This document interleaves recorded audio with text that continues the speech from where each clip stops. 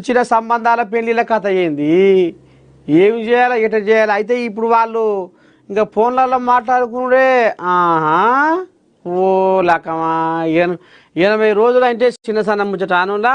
ఒక పంతులకు ఫోన్ చేస్తా, ఏమంటాడా? ఓ నీ కథ చల్లగా ఉండు, ఇది ఎక్కడి కథలు నాయనా. వా దావా దేవా దేవా దేవా.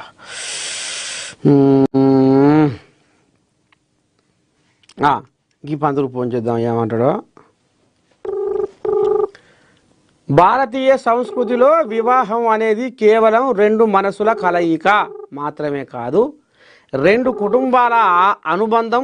బలమైన ముహూర్తంలో ఒక్కటైన జంట 100 ఏళ్ల పాటు సుఖ సంతోషాలతో వర్ధిల్లుతుందని మన అనాది నమ్మకం. అందుకే పెళ్లి చూపుల నుంచి పీటల మీద కూర్చునే వరకు ప్రతి ఘట్టాన్ని పండితులు నిర్ణయించిన శుభ గడియల్లోనే జరిపించుకుంటాం. హలో, ఈ యాదగిరి పంతులా మాట్లాడేది?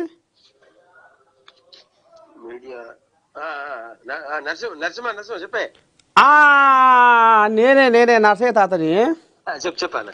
మీరు ఇప్పుడు లైవ్ లో ఉన్నారు టీవీ ఛానల్లా. ఏం లేదు, శుక్ర మౌఢ్యమి ఎఫెక్ట్ అని ఏదో వచ్చింది, కళ్యాణ గడియలకు బ్రేక్ అని పడ్డది, 80 రోజులు శుభకార్యాలు బంద్ అంటారు. ఏంది కథ? అది ఇప్పుడు 3 కదనే. ఓని 3 సల్లకుండా 3 నెలలా? 2 నెలల 15 రోజులు ఉన్నది. అమ్మా, ఇంత మరి ఎట్లా? ఇక ఇప్పుడు పెళ్లిళ్ళు చేసుకుంటోళ్ళు, పూల పండ్లు పెట్టుకున్నోళ్ళు కూడా ఈ పిల్లగాడు ఫోన్లలో మాట్లాడుకుంటేనా? ఇక గంతేనా? రామ రామ, హై 3 23 వరకే ఉండే కానీ లాస్ట్ కూడా నిన్న కూడా ఒక పెళ్లిలు నిన్న కూడా 2 అయినాయి పెళ్లిలు. 27 నాడు కూడా నేను సప్తమి కాబట్టి నిన్నటి వాడికి కూడా లాస్ట్ అయిపోయినాయి. మనకు మాఘం అంటే పాల్గొన మాఘం మళ్ళా 2 నెలలకు బ్రేక్. అట్లా 3 ఏమన్నా మాట్లాడుకోవాల్సిందే తప్పించి వాళ్ళిద్దరు మాట్లాడుకుని ఫోన్లల్లా అంతే.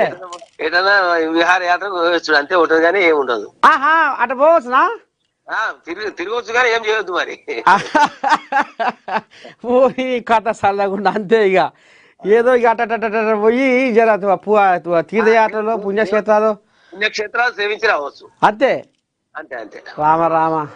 అదే అందుకనే మరి ఎన్నాళ్ళు ఇది ఏం గడియా, ఎందుకు వచ్చే ఈ గడియా అనుకున్నది. 3 అని ఉంటాయి. 3 ఎందుకంటే పనికి రాదు అన్నట్టు. మరి ఇప్పుడు అత్తలు కూడా ఏదో ముఖాలు చూసుకోవద్దు అంటారు కూడా, అది కూడా ఇళ్ళలేనా ఏంది?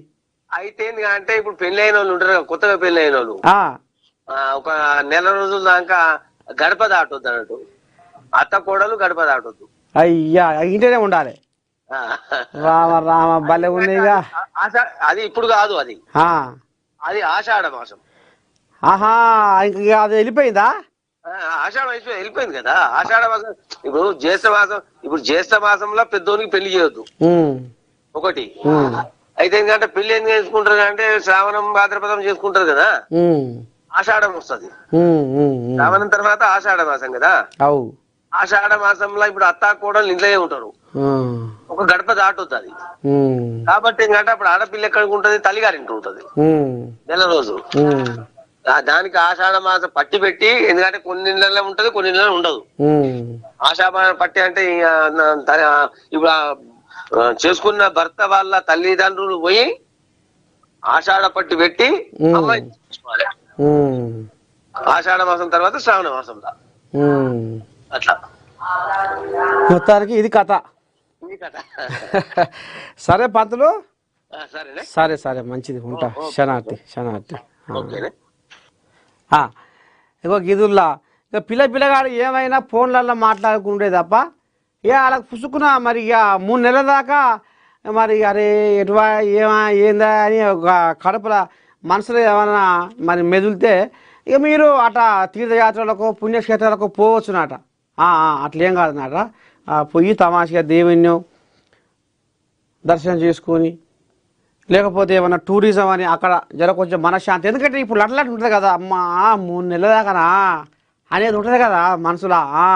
జర అట పోయి ఆ కాలక్షేపం ఆడంగా చేసుకొని మనశ్శాంతి కోసం పోయి రావచ్చునట. తస్మాత్ జాగ్రత్త జర మరి.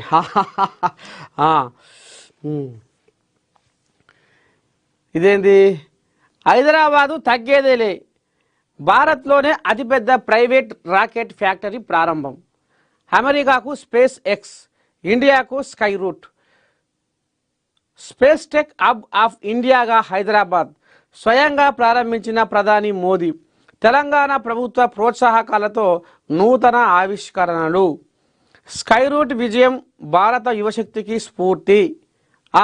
ఇక దేశంలో మన భారతదేశము సూడాసక్కాని తల్లి సుక్కల్లో జాబిల్లి నవ్వుల్లో నాగా వెళ్ళి నా పల్లె పాల వెళ్ళి ఇట్లా అందశ్రీ ఒక పాట రాసిండే. అయితే ఇప్పుడు సూడ సక్కదనము రామ సక్కదనము హైదరాబాదు రూపురేఖలు ముద్దుకుంటాయి. హైదరాబాద్లో చూడవలసిన ప్రదేశాలు ఎంతో ఆహ్లాదకరంగా మనసును తబ్బిబ్బజేస్తాయి, వమ్మో అన్నట్టుగా చేస్తాయి. అక్కడ పోతే రామసక్కని మనశ్శాంతి దొరుకుతుంది అనేది అంటుంటారు కదా. ఇప్పుడు అందులో దేశంలో 4వ స్థానంలో ఉన్నదాట మన హైదరాబాద్. ఇక ప్రపంచ దేశాలలో పెద్ద పెద్ద నగరాలను తీసుకుంటే అందులో మన హైదరాబాదు 80వ స్థానంలో ఉందట. మొత్తానికైతే ఇక ఇప్పుడు ఇంట్లో ఇంకొక ముచ్చట ఏమొచ్చి పడ్డదయ్యా అంటే స్పేస్ టెక్ హబ్ ఆఫ్ ఇండియాగా హైదరాబాద్ స్వయంగా ప్రారంభించిన ప్రధాని మోదీ, తెలంగాణ ప్రభుత్వ ప్రోత్సాహకాలతో నూతన ఆవిష్కరణలు, స్కై రూట్ విజయం భారత యువశక్తికి స్ఫూర్తి. భారత అంతరిక్ష చరిత్రలో మరో గొప్ప అధ్యాయం రాసుకుంది. హైదరాబాద్లోని స్కై రూట్ ఏరోస్పేస్ కొత్త ఇన్ఫినిటీ క్యాంపస్ గురువారం ప్రారంభమైంది. దేశంలోని అతిపెద్ద ప్రైవేట్ రాకెట్ ఉత్పత్తి కేంద్రంగా నిలిచిన ఈ ఫ్యాక్టరీ భారత అంతరిక్ష రంగాన్ని ప్రపంచం ముందు కొత్త స్థాయికి తీసుకెళ్లనుంది. ప్రపంచంలో స్పేస్ ఎక్స్ ఎలా అమెరికాను అంతరిక్ష రంగంలో ముందుకు నడిపించినదో భారతదేశానికి ఆ పాత్ర స్కై రూట్ భుజాన పెట్టుకున్నదనే అభిప్రాయాలు వ్యక్తమవుతున్నాయి. ఈ ఫ్యాక్టరీని భారత ప్రధానమంత్రి నరేంద్ర మోదీ చేతుల మీదుగా ప్రారంభించడం ప్రత్యేక ఆకర్షణగా నిలిచింది. ఇగో ఇది కథ. రంగనాథ్పై హైకోర్టు ఆగ్రహం. పోనీ పాడైపోని ఎందుకో వ్యక్తిగతంగా కోర్టుకు హాజరు కావాల్సిందే. హైడ్రా కమిషనర్ ఏవి రంగనాథ్పై తెలంగాణ హైకోర్టు ఆగ్రహం వ్యక్తం చేసింది.